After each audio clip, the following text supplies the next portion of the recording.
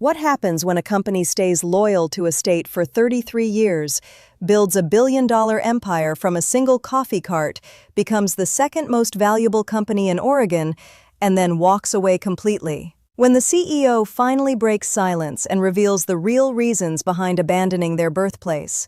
When an entire state realizes their homegrown success story just packed up headquarters and moved to Arizona. I'm Elizabeth Morgan, and welcome to the Elizabeth Morgan channel.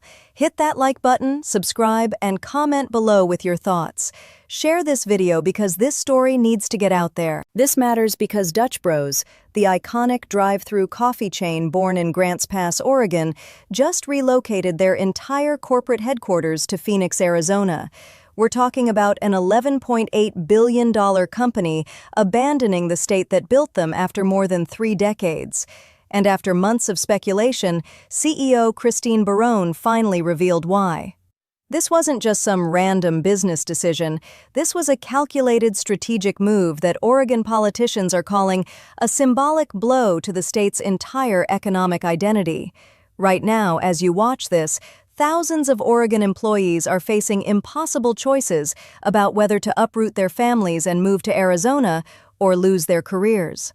Small towns that depended on Dutch Bros' presence are calculating the economic damage, and Oregon's governor is scrambling to explain how the state let their second most valuable company slip away to a state with better business climate. This is the investigation into why Dutch Bros really left, what CEO Christine Barone actually said when she finally responded, why Oregon couldn't keep them, and what this corporate exodus means for every state watching companies flee to Arizona, Texas, and Florida. What you're about to hear should concern every American wondering why hometown success stories keep abandoning the communities that built them. This channel brings you the investigations mainstream media won't touch, not because they can't, but because doing so requires acknowledging that when billion-dollar companies walk away from their birthplace, it's usually because staying became impossible. How did Oregon lose a company that started with 2 brothers and a coffee cart by railroad tracks? What does it mean when a CEO who's been working remotely from Arizona for years finally admits the state couldn't support their growth? And what are the consequences when politicians realize their policies are driving success stories across state lines? Let's follow the timeline, the CEO's real explanation, the economic impact, and the pattern that's spreading across America. Because this isn't just about coffee, this is about what happens when states can't compete for the companies they helped create. Let me take you back to 1992, Grants Pass, Oregon, a small town of barely 40,000 people. 2 brothers, Travis and Dane Boersma, were facing a crisis. Their family dairy business was failing, and they needed to pivot fast. So what did they do? They bought a single espresso machine and set up a tiny pushcart by the railroad tracks. No investors, no business degree, just 2 brothers of Dutch descent with incredible work ethic and a dream to serve the best coffee experience imaginable. They didn't just sell coffee, they built relationships. Every customer got a smile, genuine conversation, and energy that was absolutely contagious. Fast forward to today, and Dutch Bros exploded into over 1,000 locations across 25 states. We're talking $1.64 billion in annual revenue. But here's what made them special. Oregon wasn't just their headquarters, it was their soul. They were proof that small-town Oregon dreams could become billion-dollar empires. June 11, 2025. That's the date everything changed. Dutch Bros dropped an absolute bombshell. They were relocating their corporate headquarters from Grants Pass, Oregon, to Phoenix, Arizona. And the internet went wild. Within hours, thousands of Oregonians flooded social media. Local news stations camped outside headquarters. Employees were blindsided. Customers felt betrayed. This wasn't just a business. Dutch Bros was Oregon pride. The Portland Business Journal broke the story first, and then every major outlet picked it up. Oregon Public Broadcasting, Statesman Journal, The Oregonian, everyone asking the same question. How could they abandon the state that built them? What could possibly justify leaving after 33 years? Here's where the plot thickens. The woman behind this decision is CEO Christine Barone. She's not one of the original founders. She was brought in specifically to scale this company to unprecedented heights. And here's the kicker. She'd been working from Arizona since 2023, a full year before she was even named CEO. Barone came from the restaurant industry with a reputation as a growth specialist. When Dutch Bros hired her as president in 2023, they knew she had big plans. By 2024, she was promoted to CEO. And that's when the real transformation began. Under her leadership, Dutch Bros opened 154 new locations in a single year and pushed revenue growth to nearly 28%. But success came with tough decisions, and when Barone finally addressed the headquarters move, her explanation was more complex than anyone expected. This wasn't about hating Oregon. It was about cold, hard business strategy. So what did Christine Barone actually say? Here's the official statement. To support the next phase of Dutch Bros growth, we're relocating additional roles to our new Phoenix office and making strategic changes to the structure of several teams. Bringing more people together will allow us to better serve our customers and crews across the country. Translation: they needed everyone in one place to operate efficiently. But there's more to this story. In separate interviews, Barone revealed something crucial. Dutch Bros' fastest-growing markets are in Texas, the Southeast, and the Southwest. Oregon? It's saturated. They've already conquered the Pacific Northwest. Think about it. When your biggest growth is happening 1,500 miles away and your CEO has to constantly fly back and forth, that's not sustainable. Phoenix has a major international airport with direct flights to Dallas, Atlanta, Houston, Orlando, all their expansion cities. Here's what most people missed. This move didn't happen overnight. Dutch Bros had been quietly building their Arizona presence since early 2024. They leased massive office space at Liberty Center on Rio Salado Parkway in Tempe, one of the biggest commercial real estate deals of the year. In January 2024, the company announced they were moving 40% of their corporate support staff to Phoenix. That's nearly half their headquarters team. At the time, they called it being closer to growing markets. But clearly, this was phase one of a bigger plan. The writing was on the wall, and most people just didn't see it. Barone was crystal clear about one thing. As we look toward our long-term objective of 4,000-plus shops, strengthening our existing operations in Arizona positions us to compete for the talent we need to accomplish this ambitious goal. Notice she said talent. That's a huge clue. Now, let's talk about the elephant in the room, Grants Pass, Oregon. It's a beautiful town of fewer than 40,000 people about 30 miles north of the California border. It's charming, it's scenic, it's perfect for starting a coffee cart.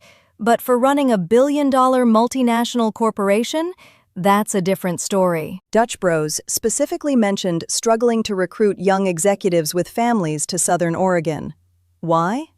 Limited childcare options, fewer schools, less entertainment, and frankly, it's remote.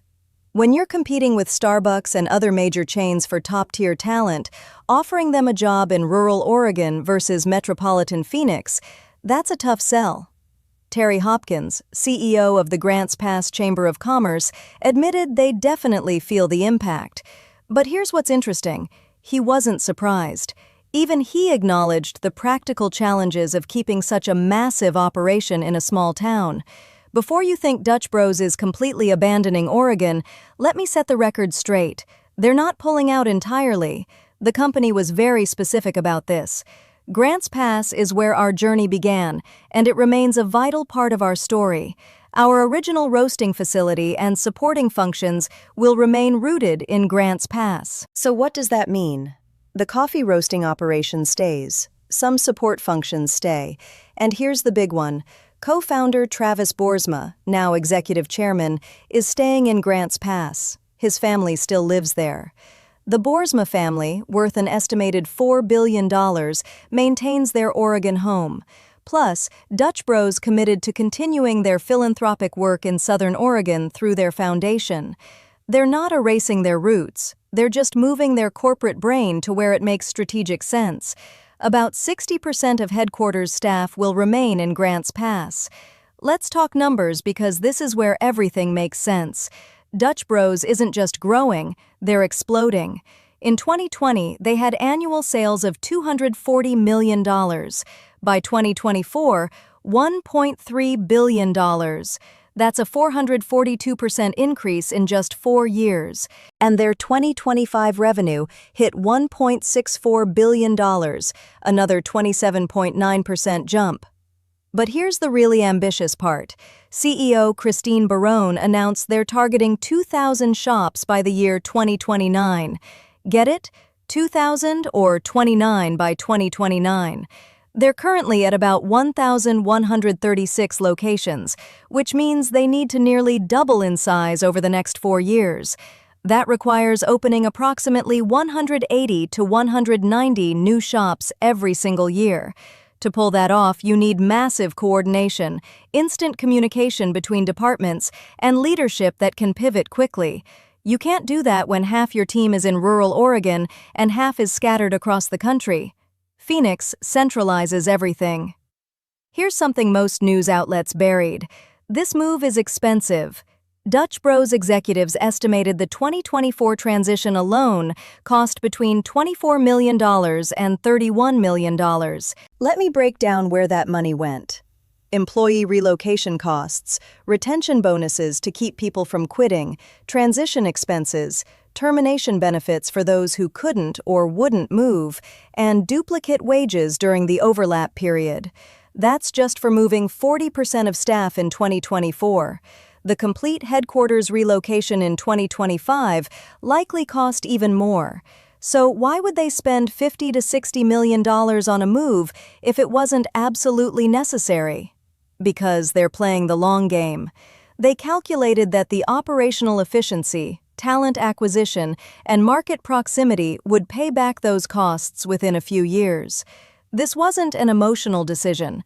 This was calculated by CFOs, growth strategists, and logistics experts. They ran the numbers, and Phoenix won. Now, here's where things get spicy. Oregon politicians had some strong reactions. State Representative Dwayne Starker from Josephine County issued a statement saying, "Dutch Bros has been more than just a coffee company. It's been a valued employer, a community partner, and a symbol of local innovation and grit. Their departure should alarm every policymaker in Salem." Oregon Senate Republicans went even harder, blaming the state's business climate.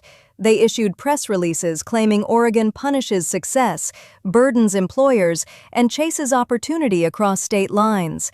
They pointed to taxes, regulations, and what they called failed leadership as reasons companies are leaving. But here's the interesting part. Dutch Bros never cited taxes or regulations as reasons for leaving. Company officials focused purely on growth strategy and operational efficiency. The political blame game? That came from politicians trying to score points, not from the company itself. Governor Tina Kotek's office initially had no comment. Let's talk about something Christine Barone kept emphasizing: talent. Phoenix isn't just geographically convenient, it's a talent goldmine. The greater Phoenix area has over 5 million people compared to Grants Pass's 40,000. That's a 125 times difference in potential employees. Phoenix has Arizona State University, one of the largest universities in America, pumping out thousands of business, marketing, and tech graduates every year. It has a thriving tech scene with companies like Intel, Microsoft, and Amazon operating major facilities there. Young professionals want to live in Phoenix. It's affordable, sunny, and has big city amenities. When Dutch Bros needs to hire a VP of marketing, a data analytics director, or a supply chain manager, they're competing with Starbucks, Dunkin', and major tech companies.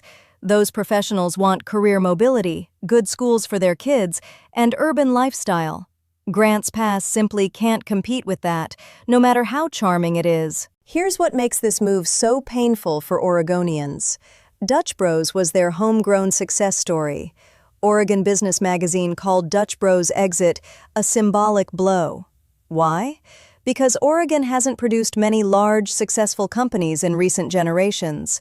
Nike is the big one, valued at over $100 billion. Dutch Bros at $11.8 billion was the second most valuable Oregon-based company. For a state that prides itself on entrepreneurship and local business culture, losing Dutch Bros headquarters feels like losing an identity. It's not just about jobs or tax revenue, it's about pride.